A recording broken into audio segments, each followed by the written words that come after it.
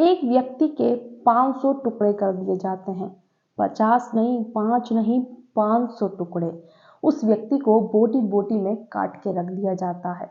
और इतना ही नहीं, उसको 12 से 13 घंटे तक तेजाब में भिगोकर रखा जाता है। उसकी बॉडी को इतनी बेरहमी से उसका कत्ल किया जाता है। आखिर क्या वजह थी उसकी, जो उसको इतनी बुरी तरीके से बेरहमी से कत्ल किया गया था? और पुलिस के इस केस में छक्के छूट गए थे इस केस को सॉल्व करने में और अपराधी को अपराधी साबित करने में।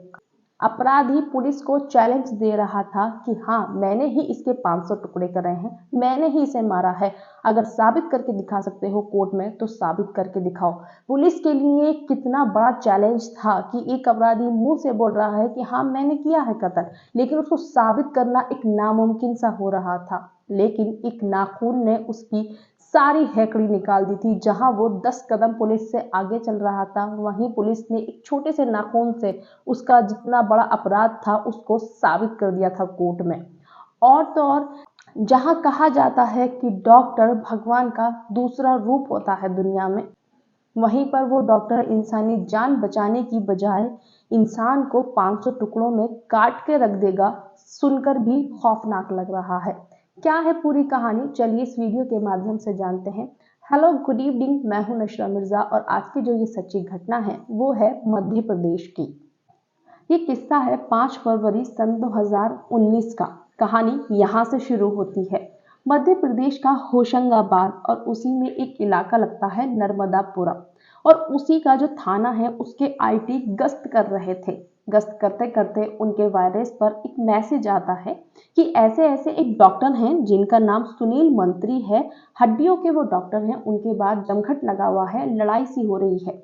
ये सुनने के बाद में जो आईटी थे वो तुरंत वहां पहुंचते हैं जो डॉक्टर का घर था। जब वहां पर जाकर देखते हैं तो वहां पर भीड़ जमा हो रही थी और लोग लड़ रहे थे आपस में। जिसके बाद में जो आईटी थे वो पूछते हैं कि आखिर बात क्या है, क्या मामला है, तुम लोग आपस में क्यों लड़ रहे हो, क्यों चीख पुकार मचा रखी है पूरे मोहल्ले में। तो जिसके बाद वहां पर एक व्यक्ति होता है जिसका नाम था लक्ष्मी नारायण। लक्ष्मी नारायण कहता है कि सर, ये जो डॉक्टर साहब हैं इनके यहाँ पर मेरा बेटा जिसका नाम वीरेंद्र है वो डॉक्टर साहब का ड्राइवर है। 1-2 दिन से उसका पता नहीं चल रहा है और हम डॉक्टर साहब से पूछ रहे हैं तो डॉक्टर साहब इस बात पर कुछ जवाब नहीं दे रहे हैं, हमें आए दाएं घुमा रहे हैं। हम सिर्फ इनसे ये पूछना चाहते हैं कि आखिर हमारा बेटा कहाँ पर है। वो जो व्यक्ति था लक्ष्मी नारायण, उसके साथ में उसके बेटे भी थे। वो कहते हैं कि सर, हमारा भाई आखिर कहाँ पर है। जिसके बाद में जो पुलिस थी वो डॉक्टर साहब से पूछताछ करना चालू करती है कि आप बताइए कि इनका बेटा कहाँ पर है, आपके ड्राइवर है ना वो, तो आप बता दीजिए ना वो कहाँ पर है, ये लोग इतना परेशान हो रहे हैं। जिसके बाद में डॉक्टर आयदान देता है और कहता है कि मुझे नहीं पता कहाँ पर है, हाँ मेरा ड्राइवर जरूर है, लेकिन मुझे क्या पता होगा कि वो कहाँ गया है। जिसके बाद में पुलिस डॉक्टर साहब के घर में चली जाती है। डॉक्टर साहब को ये बात बिल्कुल पसंद नहीं आती है कि आखिरकार मेरे घर में पुलिस क्यों आई, क्योंकि वैसे भी एक प्रोफेशनल से वो डॉक्टर जो थे। जब पुलिस घर के अंदर जाकर डॉक्टर से पूछताछ करना शुरू करती है तो पुलिस वालों से जो डॉक्टर था वो अपनी नजरें चुरा रहा था। जो नॉर्मल लोग थे उनसे तो वो लड़ रहा था, लेकिन पुलिस वालों से वो नजरें क्यों चुरा रहा था, पुलिस को इसी चीज पर उसके थोड़ा डाउट होने लग जाता है। और जो लक्ष्मी नारायण था उसके साथ में जो उसके बेटे थे वो लोग कहते हैं कि सर, आप इनके घर की तलाशी लीजिए, इन्होंने ही कुछ ना कुछ हमारे भाई के साथ में किया है, आपको इस घर की जरूर तलाशी लेनी चाहिए, क्योंकि फोन नहीं आया है उसका उसका कुछ पता नहीं है, इन्होंने फोन करके पूछा नहीं है क्या हुआ है हमारे भाई के साथ में, कुछ अनहोनी तो नहीं हो गई है। जिसके बाद में पुलिस को डाउट तो हो जाता है डॉक्टर पे कि कुछ ना कुछ तो माजरा है। अगर डॉक्टर इसमें इन्वॉल्व नहीं होता तो पहले तो वो घबराता ही नहीं और सीधे सीधे वो जवाब क्यों नहीं दे रहा, जवाब भी देता।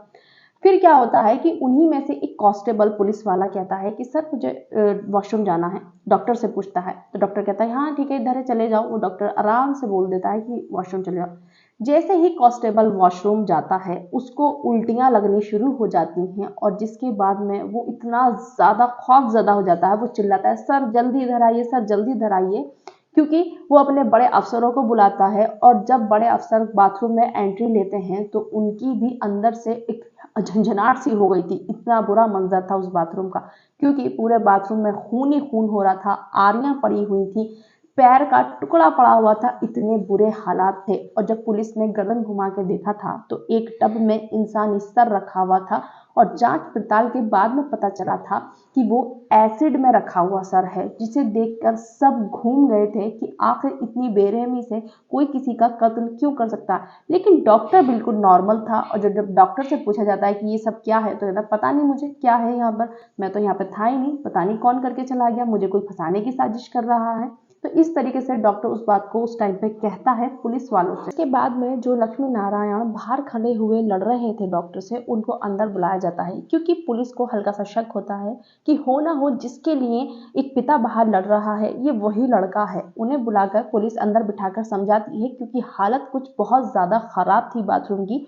हो सकता था कि वो इस चीज को बर्दाश्त नहीं कर पाते। उन्हें बिठाकर पहले समझाया बुझाया जाता है और फिर उनसे कहा जाता है कि सर आप एक बार देख लीजिए, पहचान कर लीजिए कि आपका बेटा है या कोई और है। जिसके बाद में जैसे ही जो लक्ष्मी नारायण थे वो अपने कदम बाथरूम की तरफ बढ़ाते हैं और उनको जब वो सिर दिखाया जाता है वो एकदम से धक्का लगता है उन्हें और वो पीछे हट जाते हैं और कहते हैं साहब ये मेरा बेटा वीरेंद्र ही है। और जिसके बाद वो लग लग कर रोने लग जाते हैं क्योंकि उनका बेटा खत्म हो चुका था। लेकिन पुलिस यहाँ पर भी अपने दिल को तसल्ली नहीं देती है एक बारी में ही कि इनके पिता ने पहचान लिया है तो ये वीरेंद्र ही है। उसकी पत्नी को बुलाया जाता है क्योंकि वो बहुत ज्यादा रो रही थी। उसकी पत्नी का नाम था वीरेंद्र की रानी। रानी को बुलाया जाता है और रानी से कहा जाता है कि आप पहचान करिए। जिसके बाद में रानी कहती है कि जो मेरे पति थे वो कानों में बालियां पहना करते थे और जब वो सर को देखा जाता है तो उसमें कानों की बालियां थी। तो ये पुष्टि हो चुकी थी कि ये वीरेंद्र का ही सर है। जिसके बाद में जब पहचान हो जाती है कि जो सर है वो वीरेंद्र का ही है तो उसकी पत्नी रानी से बैठकर पूछताछ करी जाती है कि पूरा माजरा बताओ कि वीरेंद्र कब गया था, क्या हुआ था और तुम्हें कैसे शक हुआ। तो जो पत्नी है वो बताती है 4 फरवरी सन 2019 को मेरे पति जैसे हमेशा जाया करते थे ड्राइवरी पर वैसे जाते हैं और 3-4 घंटे बीत जाते हैं, वो आते नहीं हैं। हमेशा 2-3 घंटे में वो वापस आ जाते थे। तो मुझे थोड़ी घबराहट सी होती है। मैंने अपने ससुर को फोन किया लक्ष्मी नारायण को और उनसे कहा आपके बेटे वीरेंद्र अभी तक घर पर नहीं आए हैं। जिसके बाद में मेरे ससुर ने कहा था कि आ जाएगा, कभी कभी देर भी हो जाती है, तुम इंतजार करो। कि पूरी रात बीत गई 4 फरवरी की। 5 फरवरी की जब सुबह हुई तो मैं बहुत ज्यादा घबरा गई थी कि पूरे 12-13 घंटे हो चुके हैं लेकिन मेरे पति का कुछ अता पता नहीं है। तो मैंने अपने ससुर को दोबारा से फोन किया था और तब उनको पता चला कि अभी तक वीरेंद्र घर नहीं आए हैं। तभी से ही मेरे ससुर तुरंत डॉक्टर साहब के घर पे आए और यहाँ पे लड़ाई होने लगी और फिर हमें डायरेक्टली यही पता चल रहा है कि मेरे पति की हत्या कर दी गई है, उनको बेरहमी से टुकड़ों में काट दिया गया है। और यही पूरा किस्सा है जो हमें पता है। जिसके बाद में पुलिस का बड़ा ही दिमाग घूम जाता है। एक तरफ टुकड़े मिले हैं, खून मिला है और डॉक्टर कह रहा है कि मैंने ये कत्ल नहीं किया है। एक तरफ बीवी कह रही है कि वो डॉक्टर साहब के साथ ड्राइवरी पे रहते थे। तो क्या करा जाए, आखिर इस केस को कैसे सुलझाया जाए। अब पुलिस वालों को कुछ ना कुछ तो करना ही था इस केस से रिलेटेड, उन्हें ये केस खोलना तो था ही कि आखिर कौन है कातिल। तो पुलिस वाले जो डॉक्टर था उसके घर की तलाश जारी कर देते हैं और तलाश में डॉक्टर के घर पे एक ब्लेड मिलता है, एक चाकू मिलता है, एक आरी मिलती है और तो और जो डॉक्टर के ड्राइंग रूम के बीच में एक अलमारी बनी हुई थी। जब उसको खोल कर देखा जाता है तो उसमें वीरेंद्र के कपड़े मिलते हैं जिन पे खून की थोड़ी छींटें भी थी। ये देखने के बाद में पुलिस को समझ में आ चुका था कि कातिल तो डॉक्टर ही है। लेकिन ये बड़ा अजीब सा माजरा था कि सब कुछ सबूत भी मिल रहे हैं, डॉक्टर एक्सेप्ट नहीं कर रहा कि हाँ उसने ये अपराध किया है और इस चीज को प्रूव करना थोड़ा मुश्किल हो रहा था पुलिस के लिए और आगे और भी मुश्किल होने वाली थी क्योंकि डॉक्टर 3 कदम आगे जो चल रहा था, पुलिस से भी ज्यादा तेज रफ्तार से डॉक्टर दौड़ रहा था। जांच पड़ताल के बीच में ही घर के अलग अलग कोने से जो वीरेंद्र था और इंसानी टुकड़े 500 मिले थे। 500 टुकड़े देखने के बाद में पुलिस हैरान रह गई थी कि आखिर एक व्यक्ति के 500 टुकड़े कैसे हो सकते हैं। इसी की वजह से ही पुलिस के दिमाग में नए नए सवाल आ रहे थे कि ऐसा तो नहीं है ये डॉक्टर दिमागी मरीज है, कभी कभी किसी पेशेंट के साथ में ये ऐसा कर देता हो, या ये एक व्यक्ति के हैं या अलग अलग व्यक्ति के हैं। जिसके चलते जो पुलिस वाले थे सारे टुकड़े जितने भी थे उन्हें कलेक्ट किया जाता है, उन्हें इकट्ठा किया जाता है और मध्य प्रदेश का ही गांधी मेडिकल कॉलेज वहां ले जाया जाता है डॉक्टर के पास कि ये जानने के लिए कि एक ही व्यक्ति के टुकड़े हैं या अलग अलग व्यक्तियों के टुकड़े हैं। जिसके बाद में गांधी मेडिकल कॉलेज के जो डॉक्टर्स थे उन टुकड़ों को स्ट्रेचर पे इकट्ठा करते हैं और जिसके बाद में बताते हैं कि ये एक ही व्यक्ति के टुकड़े हैं। पुलिस हैरान थी कि कोई किसी एक इंसान को इतनी बोटी बोटी में कैसे काट सकता है। जो एग्जैक्ट रिपोर्ट बनाई थी डॉक्टर्स ने, मैं आपको वो बताती हूँ कि उन्होंने तफसील से बताया कि जो वीरेंद्र था उसके साथ क्या क्या हुआ है। मीडिया रिपोर्ट के अनुसार जो मेडिकल कॉलेज के डॉक्टर्स थे उन्होंने पूरे कत्ल को, पूरे अपराध को एक्सप्लेन किया था अपनी रिपोर्ट में। तो उन्होंने सही तरीके से बताया कि पहले क्या हुआ है वीरेंद्र के साथ में, फिर क्या हुआ है। तो मैं आपको पढ़कर सुना देती हूँ। सबसे पहले बताया गया था कि वीरेंद्र का कत्ल हुआ था। कत्ल होने के बाद में उसे एसिड में डाला गया था, लेकिन जो शातिर अपराधी था उसे ये समझ में आ गया था कि ऐसे डेड बॉडी नहीं गलने वाली है और वो पकड़ा जाएगा। जिसके बाद में वो बड़ी बेरहमी से उसने जो डेड बॉडी थी उसके टुकड़े करने शुरू कर दिए। सबसे पहले उसका पैर काटा, फिर सर काटा, फिर हाथ काटा, फिर पेट वाला हिस्सा काटा।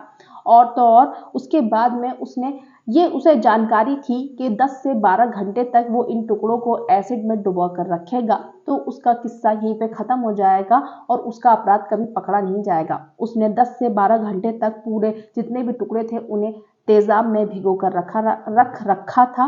वो तो उससे पहले आपको पता चल गया, अगर थोड़ी देर और हो जाती तो ये सारे टुकड़े गल जाते, क्योंकि जो इंसानी हड्डी थी सर की वो भी टूट टूट कर बिखर रही थी। इतनी बुरी हालात हो चुकी थी, पूरी चमड़ी जल चुकी थी। ये हालात हो गए थे, लेकिन उससे पहले ही उसका अपराध छुप था। पुलिस वहां पहुंच चुकी थी। गुत्थी और ज्यादा उलझती जा रही थी, सुलझ नहीं रही थी, क्योंकि डॉक्टर मानने के लिए तैयार ही नहीं था कि उसने कत्ल किया है। हर चीज, हर एक निशान, हर एक सबूत डॉक्टर की तरफ ही इशारा कर रहे थे कि डॉक्टर ही कातिल है। लेकिन डॉक्टर तो एक्सेप्ट ही नहीं कर रहा था, तो इस चीज को कैसे प्रूफ किया जाए।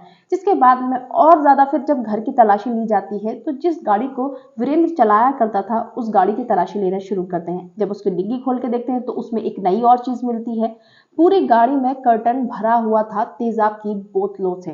डिग्गी भरी हुई थी, जिसे देखकर पुलिस के होश उड़ जाते हैं कि डॉक्टर हर चीज के लिए कह रहा है कि मुझे कोई फंसा रहा है, मेरे घर में ये किसी ने कांड किया है, मैं कातिल नहीं हूँ। हर चीज डॉक्टर की तरफ इशारा कर रही। अब गाड़ी में भी तेजाब की बोतलें मिली हैं। जिसके बाद में पुलिस कहती है और ज्यादा कड़ी मशक्कत के साथ इसकी छानबीन करनी होगी। तो जैसे 5 फरवरी को ये मामला हुआ था 2019 में, पुलिस एक हफ्ते का रिकॉर्ड चेक करती है कि जो आसपास के इलाके हैं या आसपास की जितनी भी दुकानें हैं वहां से एसिड किसने खरीदा है। पुलिस पूछते पूछते एक दुकान पर पहुंचती है और वहां पर जाकर पूछती है कि ऐसी ऐसी ये बॉटल है, किसी ने खरीदी है। तो वो व्यक्ति कहता है कि हाँ, यहाँ पर डॉक्टर सुनील रहते हैं, उन्होंने एक बॉटल मुझसे एसिड की खरीदी थी, उन्हें और बॉटल्स चाहिए थी, मेरे पास वो थी नहीं तो मैंने उनको आगे दुकान पर भेज दिया था। अब एक व्यक्ति तो मिल गया था जिसने ये गवाही दे दी थी कि हाँ, डॉक्टर सुनील ने ये बॉटल खरीदी थी एसिड की। अब दुकान पर दुकान जैसे ही पुलिस छानबीन कर रही थी, फिर एक दुकान पर पहुंचती है। वहां पर पूछती है कि ऐसे ऐसे कोई आपके पास में एसिड की बोतल लेने के लिए आया था। तो व्यक्ति कहता है कि हाँ सर, लेने के लिए आया था, एक कार्टन खरीदा था 400 रुपए में। जिसके बाद पुलिस को और ज्यादा पक्का सबूत मिल गया था कि ये हो ना हो डॉक्टर ने ही इस अपराध को अंजाम दिया है। लेकिन साबित करना बहुत मुश्किल हो रहा था उन लोगों के लिए। पुलिस ने कितनी मशक्कत के साथ में और डॉक्टर ने कितना घुमाया है कि आप भी सुन के हैरान रह जाएंगे। डॉक्टर को बिठाया जाता है और पुलिस उससे कहती है कि सारे सबूत आपकी तरफ ही इशारा कर रहे हैं, बाय प्रोफेशन से आप डॉक्टर हैं, आराम से पेश आ रहे हैं, हर चीज का हमें समझ में आ गया है कि कातिल आप ही हैं, तो आपको अब ये मान लेना चाहिए। जिसके बाद में डॉक्टर पुलिस को और ज्यादा घुमाता है, एक नई कहानी बनाता है। वो कहता है कि मैं अभी हाल फिलहाल में ही 20 लाख रुपए लेकर आया था अपने घर पर, और जो ये वीरेंद्र था इसका हाथ साफ करने की आदत थी, मेरे घर से पैसे चुरा लिया करता था। इसने अपने फ्रेंड्स को बताया होगा और वो लोग चोरी करने आए थे मेरे घर में, इसके फ्रेंड्स भी साथ में आए थे, तो हो सकता है उनके मन में लालच आ गया होगा, उन्होंने वीरेंद्र को मार दिया होगा और मुझे फंसाने की साजिश रच दी होगी, और एसिड भी वीरेंद्र ही लेकर आया होगा, क्योंकि वही गाड़ी चलाता था, मैं तो सिर्फ गाड़ी में बैठकर जाता था और आता था, मुझे कोई मतलब नहीं था गाड़ी से। जिसे सुनने के बाद में पुलिस और घूमती है कि अब इसको एक नई कहानी कैसे पता है। अब हर चीज की छानबीन करने के बाद में पुलिस सोचती है कि जो दुकान वाले हैं वो तो कह रहे हैं कि एसिड जो खरीदा था वो डॉक्टर ने खरीदा था, ये कह रहा है कि वीरेंद्र ने खरीदा था, लेकिन दुकान वालों को झूठ बोलकर क्या मिलेगा इसमें। जिसके बाद में पुलिस कहती है कि अब बहुत हो गया, बहुत प्यार से पेशा लिए, बहुत नरमी से आपसे सवाल जवाब कर लिए, अब हमें अपने तरीके से आपसे सवाल जवाब करने पड़ेंगे। और फिर आपको तो पता ही है कि जब पुलिस अपनी पे आए तो इंसान तो क्या, मुर्दे भी बोलते हैं फिर तो। डॉक्टर को जब अपने तरीके से पुलिस समझा रही थी तो डॉक्टर एक्सेप्ट कर लेता है कि हाँ मैंने ही मर्डर किया है, हाँ मैंने ही वीरेंद्र को मारा है, मैंने ही उसे एसिड में डाला है और मैं ही एसिड खरीद के लाया था और तुम मुझे कोर्ट में प्रूफ करके दिखा सकते हो तो दिखा दो। ये चीज तुम कभी प्रूफ नहीं कर पाओगे। जिसके बाद में पुलिस की टीम जो थी वो घूम जाता है दिमाग कि आखिर एक व्यक्ति ने जुर्म किया है, हमारे सामने एक्सेप्ट भी कर रहा है और इतना बड़ा हमें चैलेंज भी दे रहा है कि तुम कैसे प्रूफ करोगे कि मैंने ये किया है। ये तो बड़ा ही शातिर आदमी है। पुलिस इस केस में ऐसे जुट जाती है, खून पसीना एक करके मध्य प्रदेश की पुलिस ने जो इस केस को खोला था उनके लिए काबिले तारीफ बात थी और बहुत मेहनत करी थी उस डॉक्टर को साबित करने के लिए कि यही वीरेंद्र का अपराधी है। देखो उन्होंने कितनी कितनी मशक्कत करी थी इस केस में। फिर जिसके बाद में पुलिस डॉक्टर से पूछती है कि आखिर उसने इस अपराध को अंजाम कैसे दिया था। तो डॉक्टर बताता है फरवरी का महीना चल रहा है और जो वीरेंद्र था वो मेरे पास आया था कि डॉक्टर साहब मेरे जो दांत है उसमें दर्द हो रहा है। मैं उसको ले गया था स्ट्रेचर पे, मैंने उसे लिटा दिया था, मैंने कहा तुम लेटो मैं तुम्हारा मुंह देखता हूँ क्या हो रहा है। मैंने उसका मुंह खुलवाया और मैंने उसके एक इंजेक्शन लगा दिया जिससे वो नशे में हो गया था और बाथरूम में ले जाकर फिर मैंने उसका कत्ल कर दिया, उसके टुकड़े टुकड़े कर दिए, उसे बेरहमी से मार दिया और उसके टुकड़ों को एसिड में डाल दिया। अब ये चीज तो पता चल गई थी पुलिस को कि इसने इस अपराध को अंजाम कैसे दिया था। ये जानना था कि आखिर डॉक्टर ने इस अपराध को अंजाम क्यों दिया। कि बाय प्रोफेशन डॉक्टर है, लोगों की जान बचाता है, लेकिन इसने वीरेंद्र की जान क्यों ले ली और जो डॉक्टर के परिवार वाले हैं वो कहाँ पर हैं। जिससे पता चलता है कि जो वीरेंद्र की पत्नी थी रानी, जो रो रही थी बिलबिला रही थी अपने पति के लिए कि किसने मारा है, कातिलों को पकड़ो, उसके डॉक्टर के साथ में अवैध संबंध थे। इन दोनों का अफेयर था और तो और पैसे के लालच में उस औरत ने इस आदमी के साथ में अवैध संबंध रखे और जो फिजिकल रिलेशन थे वो भी बनाए। अब डॉक्टर के घर में कोई नहीं था क्या जो इस औरत का डॉक्टर से अफेयर हो गया था। तो पता चलता है कि डॉक्टर की जो पत्नी थी पहले उन्हें सिलाई कढ़ाई का काफी शौक था, जो लोग सीते वो हैं। तो जो वीरेंद्र की वाइफ थी वो भी आया जाया करती थी उनके पास में। वीरेंद्र की वाइफ की पहले से ही डॉक्टर पर निगाह थी। अब दोनों की एज काफी थी। जो डॉक्टर था उनकी एज लगभग मीडिया रिपोर्ट के अनुसार 55 साल की थी, उनकी जो पत्नी थी उसकी भी एज इतनी ही होगी आसपास। तो एक साल पहले डॉक्टर की जो पत्नी थी उसका देहांत हो गया था। अब डॉक्टर रह गया था अकेला। इसी चीज का फायदा उठाया वीरेंद्र की पत्नी रानी ने और डॉक्टर को अपनी मीठी मीठी बातों में किसी भी तरीके से उसे फुसला लिया। अब डॉक्टर अकेला नहीं था, उसकी एक गर्लफ्रेंड थी जो वीरेंद्र की वाइफ ही थी और उसके साथ में ही वो रातें गुजारा करता था अपने घर पे। पुलिस के लिए सबसे बड़ा चैलेंज था कि अब इन दोनों को कैसे साबित किया जाए कि ये अपराधी हैं, क्योंकि डॉक्टर तो उनको ओपन चैलेंज दे रहा था कि अगर प्रूफ कर सकते हो तो करके दिखा दो कि ये कत्ल मैंने किया है। और उसने इतनी आराम से कह भी दिया था कि सब कुछ मैंने किया है। हर एक प्रोसेस को उसने बहुत आराम से बता दिया था जैसे कुछ उसने किया ही ना हो। तो पुलिस ने इस केस को फिर किस तरीके से लिया, कैसे मोड़ दिया इसको। जब इन दोनों का अफेयर चल रहा था डॉक्टर और वीरेंद्र की वाइफ जो रानी थी उसका, वो सोचती थी कि ये बात किसी को पता ही नहीं चलेगी कभी भी। लेकिन थोड़ा टाइम जैसे बीतता है जो वीरेंद्र था उसे शक होने लग जाता है डॉक्टर पर और अपनी पत्नी पर। तो वो सबूत चाहता था, वो एकदम से ना तो पूछना चाहता था वीरेंद्र और ना ही कुछ कहता था, वो सबूत के तौर पर उन्हें पकड़ना चाहता था। तो वीरेंद्र क्या करता है अपने फोन में जो उसकी पत्नी का फोन था उस पर कॉल रिकॉर्डिंग लगा देता है और चला जाता है। डॉक्टर और ये लोग फोन पर बात भी किया करते थे और इनकी बातें वो सुन लेता है। रात को आकर मेमोरी कार्ड निकालता है और अपने फोन में सुनता है तो उसे पता चलता है कि उसका शक जो है वो बिल्कुल सही है, डॉक्टर और उसकी पत्नी का अवैध संबंध चल रहे हैं। जिसके बाद में जो वीरेंद्र था वो सोचता है कि अब मैं क्या करूं, इस चीज पर मैं अपनी पत्नी से झगड़ा करूं या फिर मैं इस चीज का फायदा उठाकर कुछ पैसे कमा लूं, अपना फायदा देखूं।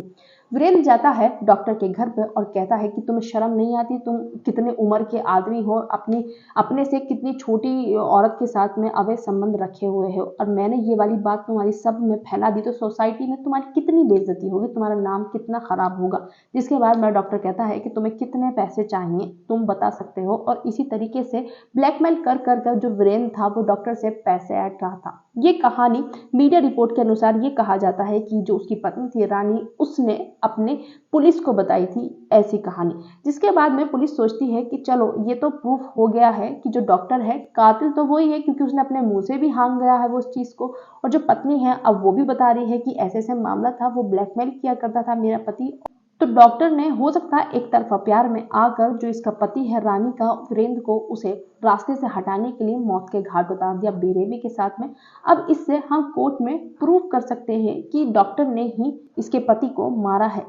पुलिस ने उस औरत को, पत्नी को कोर्ट में पेश किया था तो उसने पूरा मामला वहां घुमा दिया था और पुलिस हैरान रह गई थी सुनने के बाद में जो कहानी उसने कोर्ट में बताई थी। वो कहती है कि सर मैं मानती हूँ कि हाँ मेरे अवैध संबंध है डॉक्टर के साथ में, लेकिन ये कत्ल डॉक्टर साहब ने नहीं किया है, क्योंकि जो डॉक्टर साहब थे वो मेरे साथ थे। 4 फरवरी को मेरा पति ये कहकर निकला था कि मैं 2-3 दिन के लिए कहीं पर जा रहा हूँ और हो सकता है मेरा फोन भी ना लगे, तो जिसके बाद तुरंत ही मैंने डॉक्टर साहब को इस चीज की इत्तला दे दी थी कि मेरा पति जा रहा है, अब आप मेरे साथ आ सकते हैं, मेरे पास आ सकते हैं हमारे घर पर।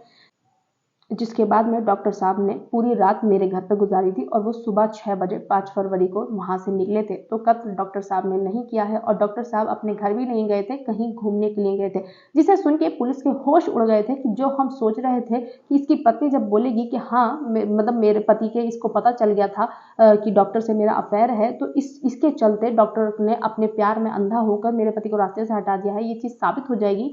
लेकिन वहां तो पत्नी ने कुछ और ही कहानी बना दी थी और कुछ और ही कहानी गढ़ दी थी, जिसके बाद में पुलिस एक बार फिर से नाकाम होती हुई नजर आ रही थी। पुलिस की जितनी भी मेहनत थी वो सब बेकार होती हुई पुलिस को नजर आ रही थी।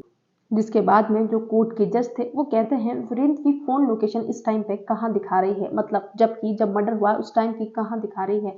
जब लोकेशन पता चलती है तो डॉक्टर ने बहुत ही चालाकी से इस काम को किया था। उसने जो वीरेंद्र का फोन था उसे भोपाल साइड भेज दिया था, तो वो लोकेशन दूर दिखा रही थी और जहां डेड बॉडी थी वो बहुत दूर थी, जिससे कि पुलिस उलझ जाए अगर ये केस सामने आए तो। पत्नी ने कह ही दिया था कि जो मेरे पति हैं वो अपने दोस्तों के साथ में बाहर गए हुए हैं, जिसके बाद में पूरा केस उलझ गया था कि मरने की चीज अलग दिखा रही थी, कि मरने का टाइमिंग अलग दिखा रहा था और जो फोन लोकेशन थी वो अलग दिखा रही थी, जिससे कि ये चीज साबित हो सके कि पति को मर्डर कहीं और किया गया है और डॉक्टर साहब के घर में लाकर डाल दिया गया है। कहा था ना कि डॉक्टर 3-4 कदम आगे चल रहा था पुलिस से। और तो और डॉक्टर था तो पुलिस वालों के साथ में जेल में रह रहा था, लेकिन चालाकी से जितनी वो साजिशें चल रहा था पुलिस उसको पकड़ नहीं पा रही थी। वहीं पर कटघरे में खड़ा हुआ डॉक्टर कहता है कि सर मैं अपनी सफाई में और अपनी गवाही में कुछ लोगों को पेश करवाना चाहता हूं। तो उन्हें कोर्ट ने इजाजत दी, जिसके बाद में डॉक्टर का जो एक दोस्त था जिसका नाम अभिषेक वर्मा, वो कोर्ट में पेश होते हैं और वो कहते हैं कि 3 फरवरी को मैंने डॉक्टर को 5 लाख रुपए दिए थे और जो इनका ड्राइवर था वीरेंद्र वो ये सब चीजें देख रहा था। जिसके बाद में जो डॉक्टर के एक भाई और आते हैं जिनका नाम है दीपक, वो आते हैं, वो कहते हैं 4 फरवरी को मैंने 15 लाख रुपए दिए थे अपने भाई को। 15 और 5 20 लाख रुपए हो जाते हैं। डॉक्टर साहब के घर में ये पुख्ता हो जाता है कि 20 लाख रुपए थे।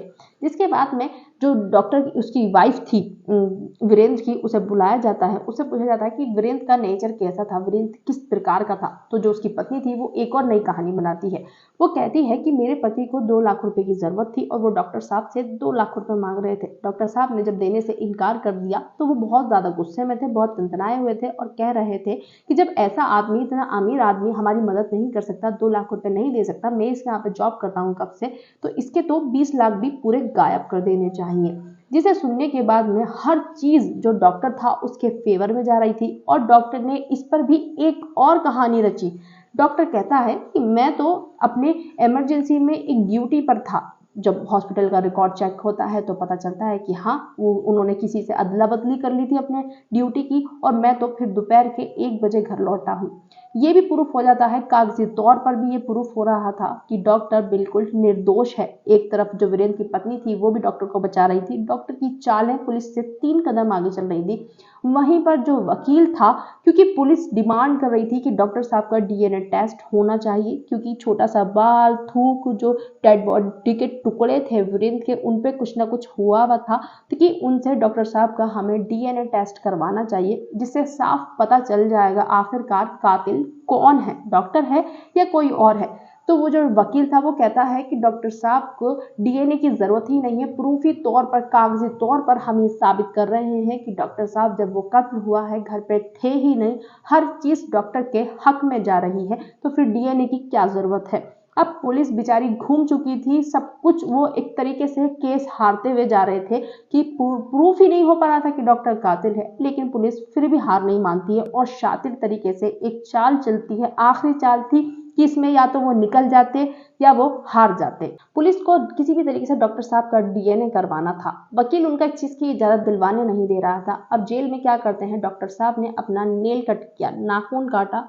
पुलिस को बस वो नाखून चाहिए था। पुलिस ने किसी तरीके से उस नाखून को लिया और जब उसको फॉरेंसिक के लिए भेजा गया, डीएनए टेस्ट के लिए, तो केस का खुलासा हुआ कि जो टुकड़े थे डेड बॉडी पर वीरेंद्र के, उन पर जो एक आध बाल मिला था, थूक वगैरह मिला था, वो डीएनए टेस्ट हुआ और जो नाखून था डॉक्टर का वो डीएनए टेस्ट हुआ, वो मैच कर जाते हैं। जिसकी रिपोर्ट जो पुलिस थी वो तुरंत वहां पर जमा करती है कोर्ट में और प्रूफ किया जाता है जो अपराधी है वो डॉक्टर सुनील मंत्री है।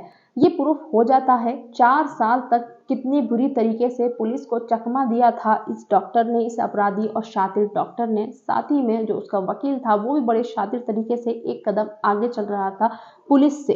जिसके बाद में जब सजा सुनाने की बात आती है तो जो वकील था डॉक्टर का, वो कहता है कि ऐसे और भी केसेस हैं, डॉक्टर ने तो बहुत लोगों की जान भी बचाई है, तो इन्हें फांसी की सजा नहीं मिलनी चाहिए। वो हर तरीके से केस लड़ रहा था। जिसके बाद में जो जज थे उन्होंने कहा कि ये कोई एक रेयर केस नहीं है, ऐसा नहीं है कि पहली बार इस तरीके का केस सामने आया है जिसमें इन्हें फांसी की सजा सुना दी जाए। इतना भयंकर केस था, इतनी बुरी तरीके से किसी की जान ले ली गई थी और ये कहा जा रहा था कि ये कोई रेयर केस नहीं है। इस वजह से उसको, डॉक्टर को, उम्र कैद की सजा सुनाई जाती है। 15,000 रुपए का उस पर जुर्माना होता है और फाइनली पुलिस जीत जाती है इस केस को। उस डॉक्टर को सजा कराकर ही मानती है क्योंकि पुलिस ने बहुत मेहनत करी थी। डॉक्टर 4 कदम आगे तो चल रहा था लेकिन पुलिस भी पीछे नहीं हटने वाली थी। पुलिस ने हर तरीके से हर चीज को देखा, एनालाइज किया, इन्वेस्टिगेशन करी और उस डॉक्टर को प्रूफ करके दिखाया कि यही अपराधी है। तो इससे क्या पता चलता है कि अपराधी कितना भी शातिर हो, कितना भी तेज हो, कुछ भी कर ले, लेकिन पुलिस से नहीं बच सकता है। इस वीडियो का उद्देश्य किसी भी धर्म, जाति, समुदाय या व्यक्ति का दिल दुखाना नहीं है, सिर्फ और सिर्फ आप सभी को जागरूक करना है।